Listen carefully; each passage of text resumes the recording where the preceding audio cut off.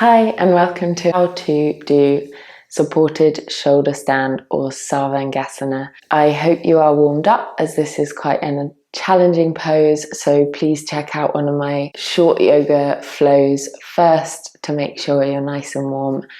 And if you are, then make your way down to lying on your back. Some teachers will tell you to have a blanket underneath your shoulders. If you like to practice like that, then you can do that now. I don't think it's necessary, so just have a go with this method.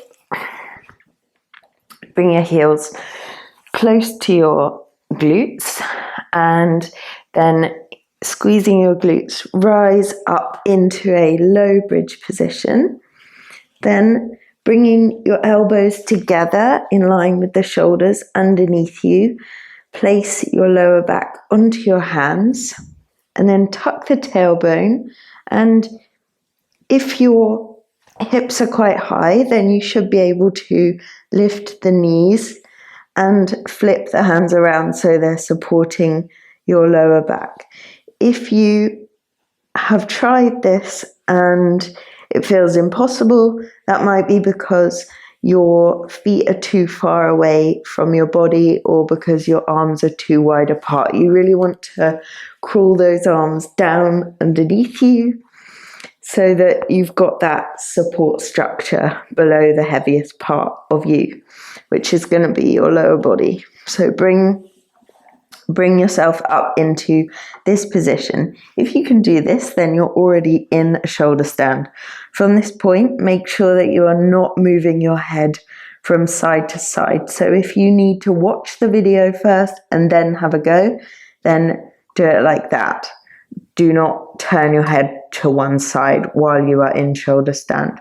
So from here, bring your feet over your head, so you're in this kind of C shape, and then you can bend the knees, bringing your feet above your hips, and then really hug your core in tight as you begin to walk the hands higher on your back, so closer towards your shoulders, and then you can try and straighten up.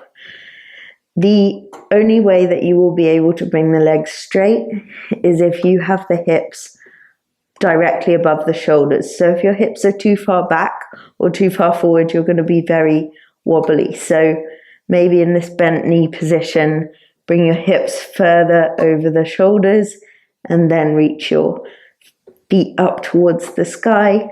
Hug your belly in tight. You want to be able to see your abs in this position, and then you can flex or point or floint, that's flex and point your toes so that your whole feet and legs are engaged.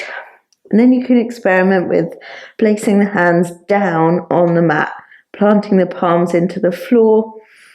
And then you can even try, if you feel comfortable here, you can try transitioning into a plow, bringing your toes over the top of your head onto the mat behind you. In any version of shoulder stand, make sure that you've got space in the front of the throat, so you're not crunching the chin right down onto the chest, you're not rounding your spine too much. Keep that alignment the whole time. Keep your gaze up. And then when you've practiced a little bit, you can experiment with different positions with the legs and just play and have fun with it. When you're ready to come down, do not just flop your way down onto the ground. Take your hands back around the lower part of your back and then come out very, very slowly as you possibly can. Your spine has been in a deep forward bend, so it's very important that you give it a chance to come out slowly from this intense position. I like to come to this right angle shape, just lifting the legs up towards the sky, making a right angle with my whole body.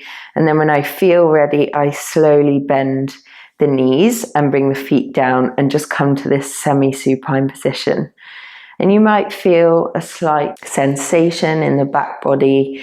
You've been in a very deep stretch, so it's normal for the muscles to maybe just twinge a little bit. Just give that all time to melt away before you move into any other pose.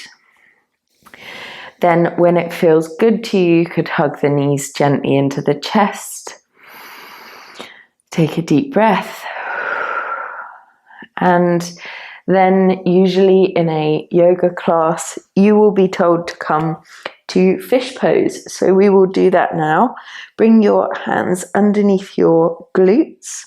Extend your legs. Bring your elbows underneath you as close together as they can be. And then you can drop your head back to stretch out the throat and the front of the chest. You can touch your head down on the mat if that feels comfortable, or just leave it hanging. Take a few breaths here into the throat.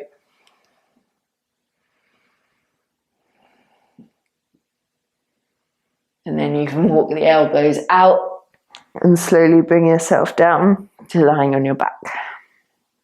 Take a couple of nice deep breaths.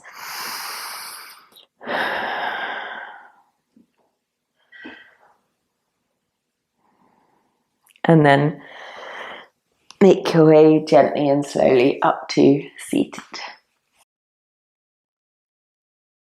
I really hope that was helpful. Please let me know if it was. If you have any questions, down in the comments.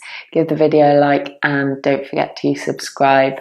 I have so many other how-to videos and I will link them on the screen here. Have a beautiful day. I'll see you soon.